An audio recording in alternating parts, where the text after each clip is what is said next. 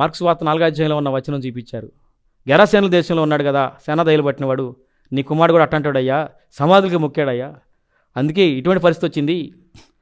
ఆయన నేను కింద పడి తణుకులాడుతుంటే నువ్వు ఎవరు అని అడిగారంట, నాకు తెలియదు, మైకింగ్ అమ్మేసి. నేను జోసెఫ్ తంబి అన్నానంట.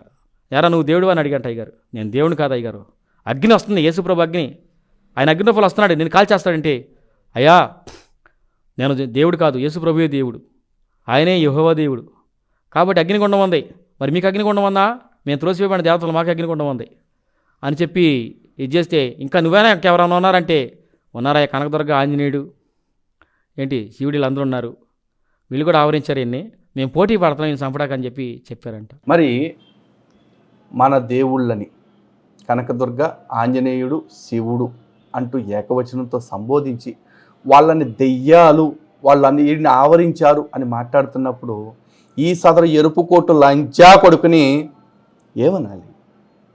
మనం ఎప్పుడైనా వీళ్ళ జోలికి వెళ్తామా, వీళ్ళ దేవుళ్ళ పేరు తీస్తామా? కానీ సాక్ష్యం పేరుతోటి వీడు పుట్టు క్రైస్తవుడు, వీడమ్మ క్రైస్తవురాలు, వీడమ్మ అమ్మా బాబులు క్రైస్తవులు.